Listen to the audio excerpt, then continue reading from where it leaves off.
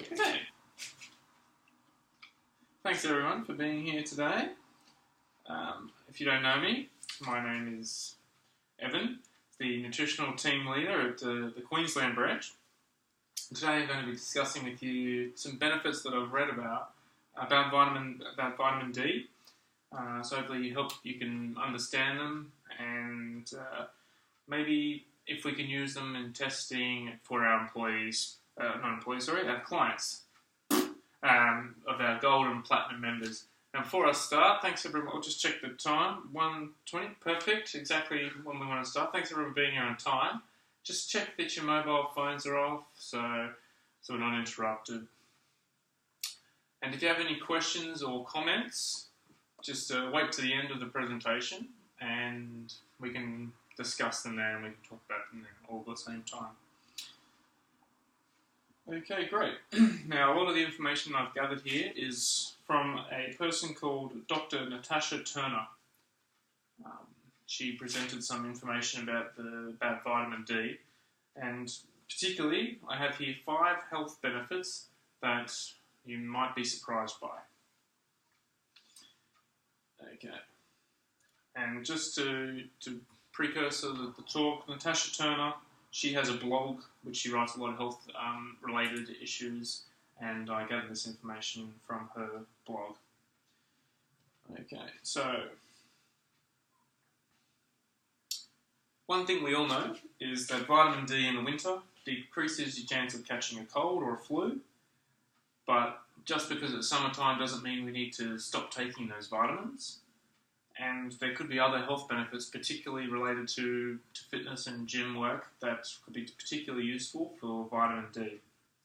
First one, and I will note that Dr. Natasha Turner also mentions that even during summer, she recommends taking at least 2,000 IU of vitamin D daily. And it's for these particular reasons, particularly these 5 ones, which are quite interesting.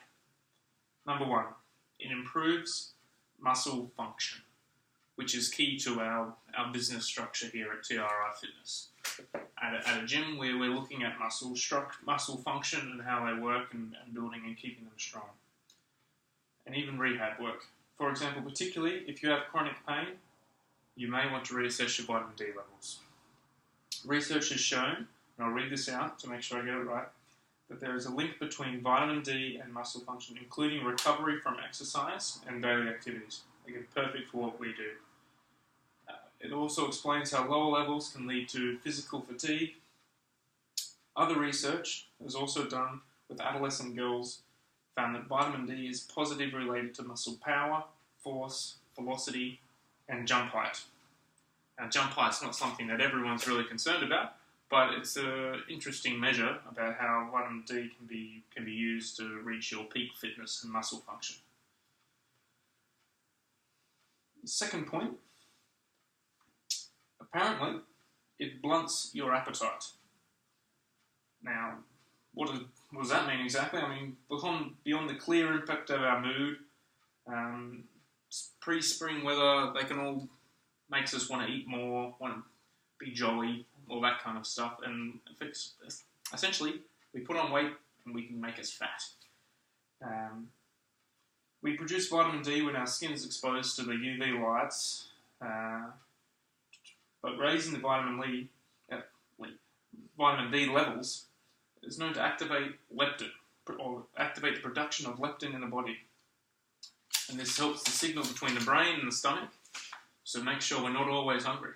Make sure that what we have in our stomach is in fact suitable for our current needs, our current energy needs.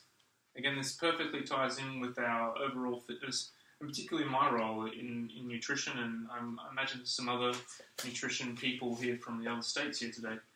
So the idea of vitamin D helping with not being hungry is very interesting. And to back this up, there was a study from Aberdeen University that found that adequate levels of sunlight significantly reduced obesity. For 3,100 postmenopausal women in Scotland over a 2-year period, they found that women had the highest BMI, also the lowest amounts of vitamin D in their blood. Not sure if there are other causal factors there, but it's still an interesting result. The third point, it can protect lung function. So vitamin D can protect lung function. Perfect for our cardiovascular fitness, long distance running. We want our lungs to be pumping at optimal rate, optimal efficiency. It's going to make us breathe easier. So apparently there was a study by researchers in Boston that vitamin D deficiency is associated with worse lung function and rapid decline in lung function over time in smokers. Now, perhaps, I'm not sure what our average smoker rate of our clientele is, but it does suggest that vitamin D can reduce some of the effects of smoking on lung function. So if we have a few clients coming in who are trying to quit smoking and trying to get their cardiovascular fitness back up, perhaps vitamin D could be a good option for us to help improve that lung function again, back to what it was after we quit the cigarettes. And of course, the number one protector to lung function, as we all promote at our health sites, is to stop smoking in the first place. The fourth benefit, and this one lies into the previous one about blunting your appetite, it can help shed your winter weight. Now, winter weight, we chuck on the weight to make ourselves a bit fatter, keep us a bit warmer historically, hibernating as it were, like the bears, but just to keep that extra layer to keep us warm. Not as relevant here in Sydney and Australia and Queensland, I think, because it's a bit warmer than compared to Europe, but still, there is noticeable impacts of people over winter. So on this note, the vitamin D has proven to lower insulin levels, improve serotonin levels, enhance the immune system, control appetite, and even improve fat loss efforts. So there was a team at Massey University showed that women who were given a daily dose of 4,000 IU of vitamin D3 showed improvements in their insulin resistance after 6 months of supplementation. If that's not enough, research from the University of Minnesota found that high vitamin D levels in the body at the start of a low-calorie diet improved weight loss success. Again, some causal factors there, which we're not quite sure about, which wasn't completely explained in the blog,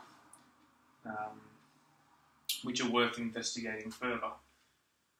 Scientists did determine that vitamin D increased in the blood. Subjects ended up losing almost half a pound more on their calorie-restricted diet.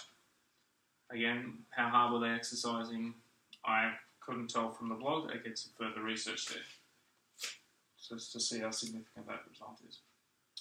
The fifth point that I'm going to discuss, the fifth and final point, to wrap up the benefits that this vitamin D can actually do to us and could be useful for our business here at TRI. In 2012, a study presented at the European Society of Hypertension in London showed that vitamin D supplementation can help lower blood pressure in patients with hypertension.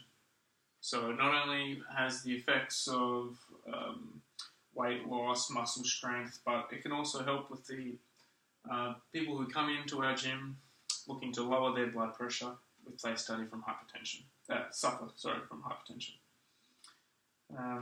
Again, it's also additional research found that vitamin D deficiency menopausal women may increase the risk of developing high blood pressure even 15 years later. Certainly a great reason to your levels optimized today for healthy aging.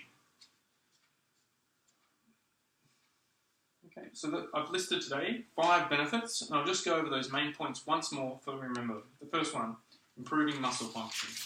Again, key to our business as a fitness organisation and health and wellbeing place. It blunts your appetite, so we're no longer stuffing our face with food unnecessarily if we have the right amount of vitamin D in our system. It can protect lung function. So by protecting lung function, remember here it's protecting, perhaps not enhancing. but it's specifically significant for smoking clients who are trying to quit the cigarettes. We can protect that and get that back to normal and help with that cardiovascular fitness as well. We can help shed your weight. We can help lose weight if our vitamin D is high enough. And that is all, that would be tied in with these other factors, of course, in terms of losing appetite and muscle function. And the fifth one, as I mentioned just a little while ago, it can lower the blood pressure, particularly with people, obviously with people with hypertension, which is important to keep their blood pressure lower, so they can reduce the risk of cardiovascular disease and heart attacks, which again really promotes our healthy lifestyle that we are aiming to achieve here at TRI Fitness. So of those benefits today, my proposal would be, and based on this, her name was, based on Dr. Natasha Turner's blog and her information that she provided there, it sounds fairly credible and a lot of good impacts there. So my proposal is that whether or not we decide that TRI Fitness members, perhaps we can offer vitamin D testing to perhaps to start to our gold and our platinum members. So we can incorporate these good impacts and perhaps offer some additional support if their vitamin D levels aren't at a good amount to help with our achieving the weight loss, achieving, the lowering of blood pressure, the lung function, the muscle function. So if we can monitor those vitamin D levels in those particular clients, I think it'd be a really good start. And there's plenty of more research out there, but based on Natasha's here, I think it's really, really good. So thank you everyone for listening. And I'll now open up to the floor for any particular questions that people might have. Emma. Hi. You mentioned at the beginning that it's recommended to take at least 2,000 IU daily. What is an IU? An IU, I should have mentioned that. Sorry, good question. It's a measure of the mass of these vitamins, of A, C, and D. There is a conversion available, but essentially it's a unit of measure, a unit of mass or amount for a vitamin intake. It can be equivalent to grams. I can't remember the exact formula, but it's particularly loaded towards vitamins, these micro nutrients, I guess. Sorry, I've got another one. Sure, yep. You made some claims about some new research and some similar research, and you mentioned the statistical significance of those results. Do you know how many people were involved in the study, or what those results were exactly? You did mention the study from Aberdeen and Minnesota and Boston, so there's clearly a few different studies as where this information from Dr. Natasha Turner has come from. Mm-hmm. I just feel that the reliability of the results are questionable if they are not independently funded. So if the study or the research is funded by like the vitamin company, for instance, I think there's a bias there. So, well, no, that's an excellent question, in fact. Shed some light on that. Yeah, on Natasha's blog, which I can provide the link for, there are in fact links to some of the actual research, which provide the actual data and the p-values and the statistical significant values for these studies. One that was mentioned that I did talk about was, in terms of the appetite, the Aberdeen University did study 3,100 postmenopausal women. Mm-hmm. So I think a lot of these studies are quite specific to particular groups which we could perhaps use to target. So I don't think it's a good idea, as you suggest, to generalise appetite blunt for the effect of vitamin D on appetite blunting for all of the population based on a study done on only 3,000 menopausal women living in northeast Scotland. there are a lot of other significant factors there that affect these results.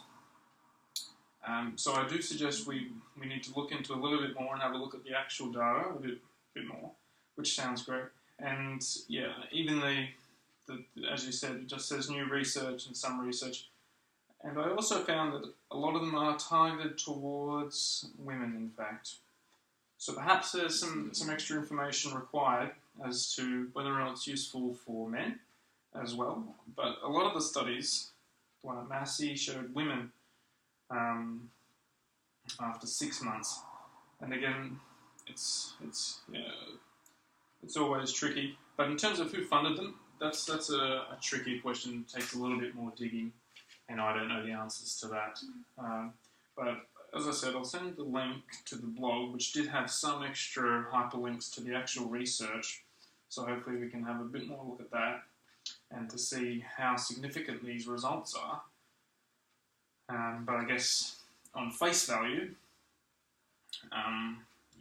if the testing isn't too invasive or expensive, it could still be worth investigating and pursuing based on if there's any half-truths to some of these benefits. I think it's worth trying.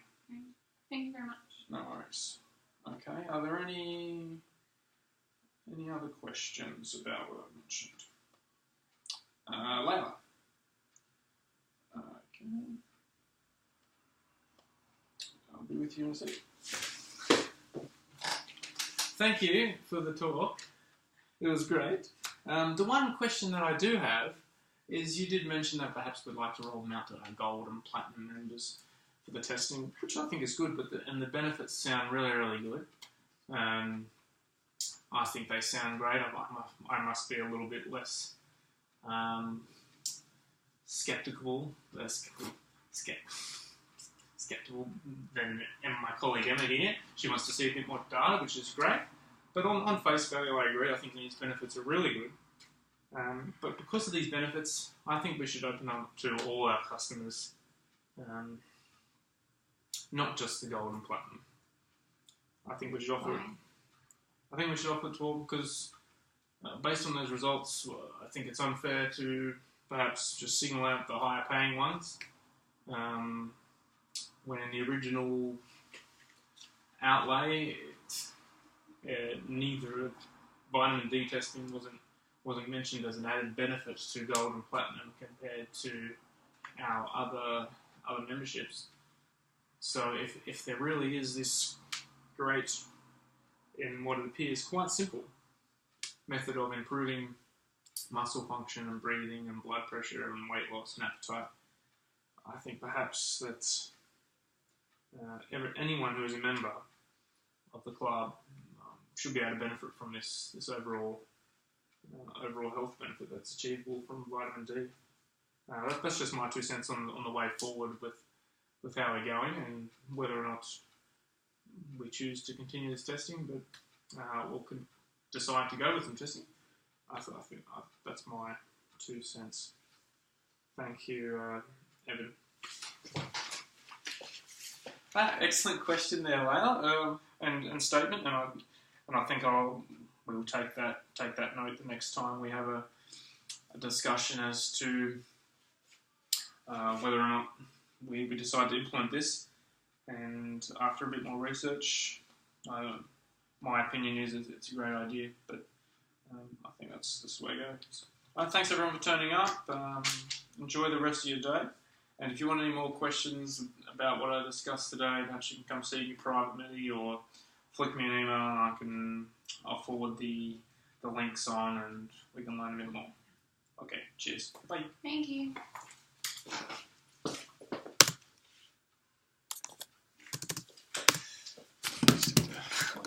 Edit the last bit.